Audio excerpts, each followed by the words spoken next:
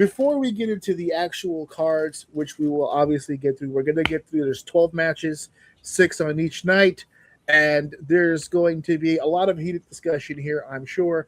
There's going to be some conversations we are all laughing our asses about and probably disagreeing about. But before we get into any of this, I have not had a chance. I mean, Dave have spoken about it, but I haven't really had a chance to get more opinions on the show pertaining to the conversation about TKO's involvement. And the reason why I want to have that conversation before we start is because this might be, since WrestleMania, this might be the first major card that we've seen where the fan base has its eyes immediately glued to the idea that this was a very TKO involved heavy card or setup, or even the promotional material. I mean, down to the flyer, right? I mean, people have just, what's this AI slop bullshit that we're being fed?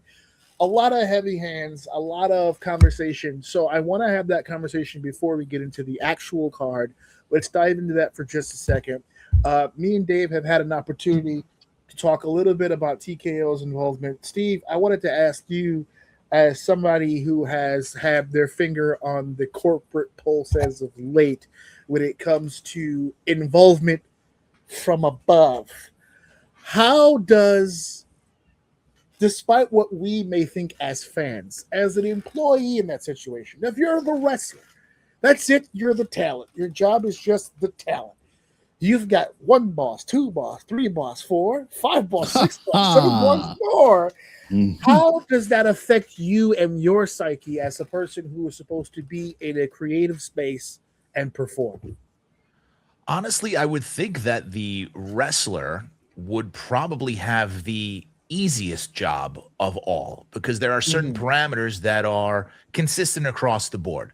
They know what to do, how to get the crowd to react. Once they're inside the 20 by 20, that's their home. They know what they're doing. It's all the bullshit before that they have to deal with.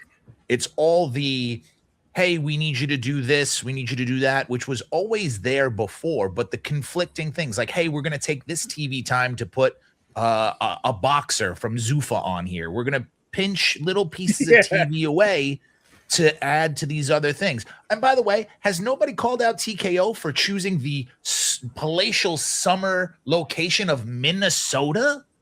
I said it in the promotional. I did a promo at my father-in-law's house, and I was in a pool, and I was doing beach-like, pool-like activities, and I said, I don't know what the summer is like in Minneapolis, but it's going great over here, so no, probably not all that great. I went to go find promotional material for us. I got in the background right now as it is, and I went to get footage of the building, and the building was covered in snow. So I don't know.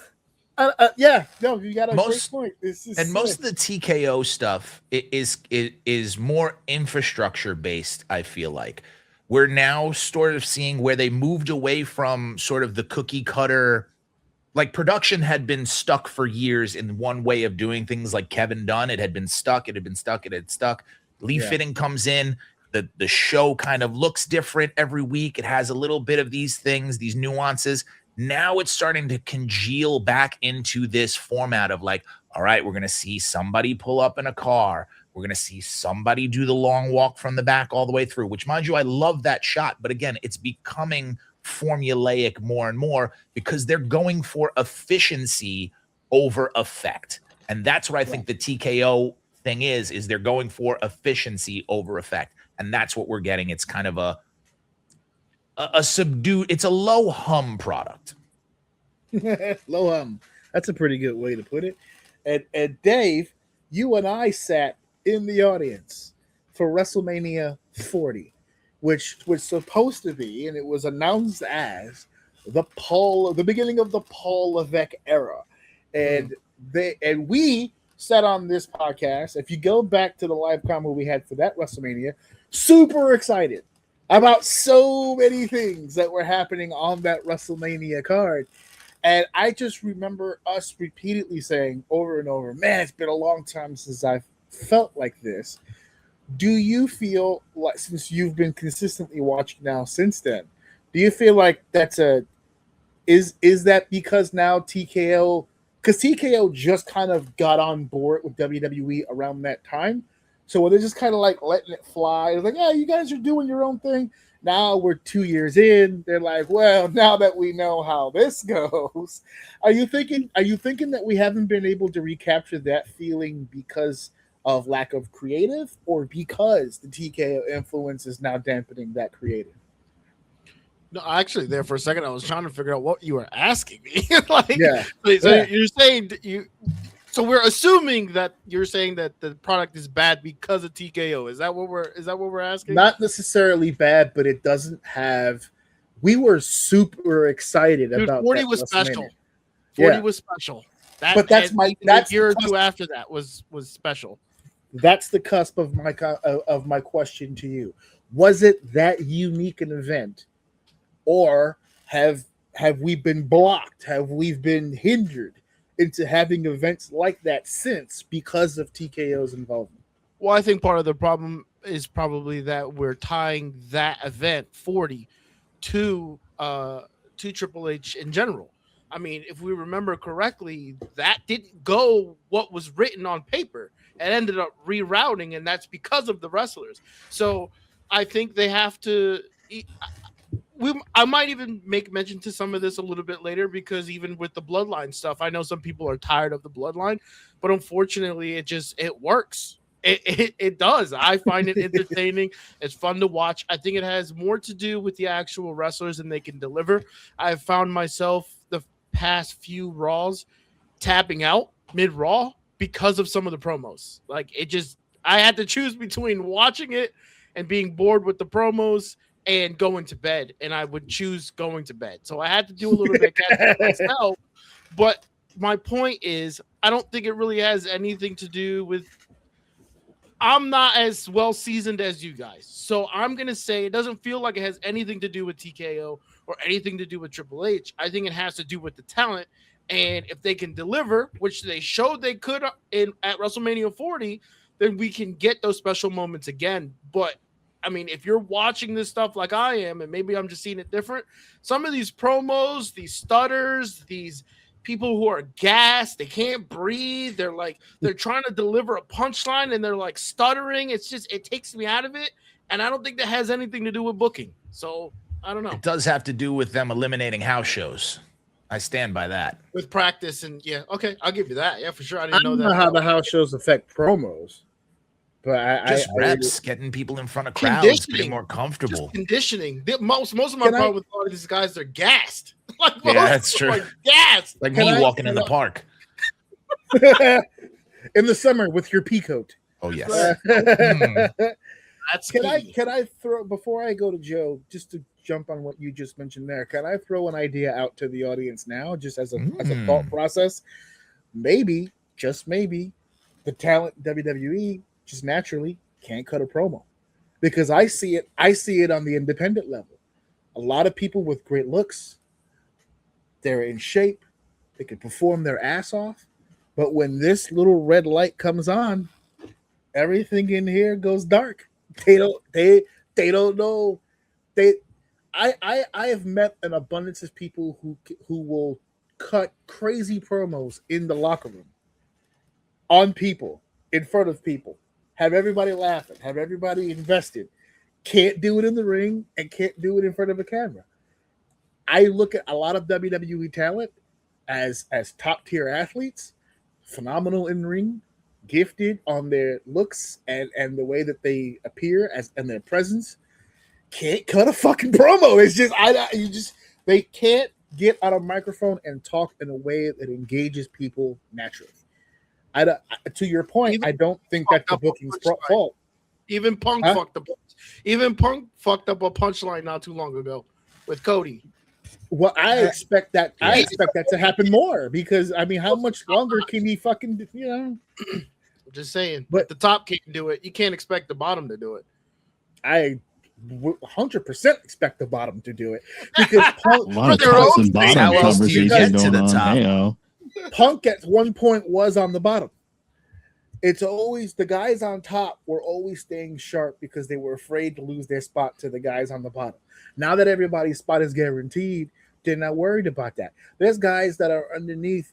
LA Knight cuts a great promo. He's not getting the opportunity. I've tapped out. It's done. It's probably one It's of the done. best promos, if not the best promo. Well, doesn't when matter. when it's not in big moments, because if you remember, this was a couple months ago. He was in a big spot again, and he flubbed his words. He was in that same position. Every time he's put in a position to succeed, he just has terrible timing with that. Yeah. I could also say that the flubbing on the top rope has hurt him twice now in the past as well, on 2 occasions. But Joe, Hey, as a marketing genius, Ah, as an individual that knows a thing or two about branding, TBC.com. let me tell you, when we Oh, started 2BC, and let me just remind you of my lighted Captain's Quadrant every Friday at 9 p.m. EST. you give this man an inch and he pulls out a yard in his pants. You know it, baby. Let me ask you this question as somebody who actually, because you not only do you divulge in this type of business, it's a passion of yours. You're always moving in this direction. You're always like you're one of those guys that just really gets into the business aspect of things. So the question that I have for you as it relates to TKO is exactly that. Branding thing, a marketing thing. Is it for years we booed Vince McMahon, we booed Shane McMahon, we booed the establishment because they were quote unquote playing the evil heels. Mm-hmm. TKO is not playing a character of any kind. They're just Mark Shapiro and the boys, right? It's just the TKO group. Is this as far as the PR of this, is this a good idea for TKO to be this verbal, this loud, and have this much negativity attached to its name? I mean, no, all press is good press, good or bad. You know, I'm reminded of a time. Well, we're going to get back to that right after these commercial questions, just like in the last WrestleMania. Like I said, no press is bad press. Anytime you get in front of somewhere or someone, it's good and it helps get the brand awareness out. I don't know. Do they own the slap you guys were talking about on your last podcast? The Power slap? Do they own that too? It might be under the umbrella, considering it's a Dana White thing. I'm not entirely sure if it's tied, because I think the TKO is a subsidiary of Endeavor, which the TKO umbrella was supposed to fold over WWE and UFC. Where Power Slap falls into that, I'm not entirely sure. Through the course of this, I will research it though, just to validate. But where are you going with Power Slap? I'm going with Power Slap because the marketing strategy that I find very impressive for something that I've never heard of until I went on the internet, and all of a sudden these motherfuckers, this dude, it was like a mixture of Heihachi Nishima and Paul and Eddie all in one body, slapped the bejesus out of somebody, and it's just everywhere on my feed. And I think that marketing strategy of these little clips that just pushed out through social media is one of great success. And I think, I think that strategy is engaging the young folks. Okay, that's pretty cool. Anyway, engaging the young folks as your catalyst works, and I think that the kind of pulling away from the PG-13 era and just kind of getting into like a, mid-teen range. I don't know what the generation that's running around is called. I'm not a generationalist, but I will say that marketing strategy of getting this very loud, though minority on the internet, that it just kind of overwhelms the rest of the internet and becomes the majority, is a very wise move, because 9 times out of 10, when you're on, well, for me, when I'm on the bus coming into work, I'm watching somebody on their phone when I got to stand because they built too many apartments and I've got lack of seats because there's too many people in where I live. But everybody's on their phone, and if they're not researching something for work, they're looking at random stuff, and happens to be a lot of wrestling, especially Danhausen. He's huge here in North Jersey, and I think that works. He's huge everywhere. What do you say to the comment that I made on the show a few weeks ago, where I said that I'm starting to feel like some companies are specifically looking for the negativity? in terms of like YouTube comments or the way that chat groups, if they even have that anymore, forums, Reddits, are all Reds, yeah. as soon as a movie trailer comes out, it's just bombarded with just negativity. Oh yeah. And then you go to another video that's more positively seen, several thousand comments and interactions less than the one that had the negative comments. So I start to feel after a while like they're kind of looking for it at this point, or at the very least, some of them are even trying to start. No, but some without trying to get a deep dive into the algorithms. That's pushed by. Let's just use YouTube as an example. Like they're more likely to push the negative than they are the nice. So I don't think it's necessary that more people like negative. I just think more people are being fed negative. But, Correct. Right, but they're pushing it because it works. They wouldn't It's push it because the it engagement. accesses the more engagement in, in your Yeah. face. Yeah, it yeah. accesses happy people don't say shit. They Yes. just remain happy. Right. Yeah. So they're They're not too targeting happy them. to stay Yeah, they're happy. just like, oh, this was cool. I watched this thing. This was great. I'm gonna go, drink a beer and walk through the park again. But angry people, they're like, I gotta send a letter. Yeah, exactly. I still send letters. Quiet down, I Steve. gotta I'm start yelling. rage baiting people on my stuff, man. I think that's the secret. it, dude. That's the secret sauce. Just rage bait. That's Rage bait. it. Flip farm and rage bait. Those are Yeah. the two words that I've learned recently. So when I'm not kicking grandparents down the steps, I'd like to let people know that I am an asshole, and you should continue to support the show because of my assholeness. I really wanted to get. I that just out there. scammed your Thank you, mom guys. out of 50 Yeah. grand. Be That's sure the to text me thumbnail of the back. video. Yeah. Yeah, right. Nah.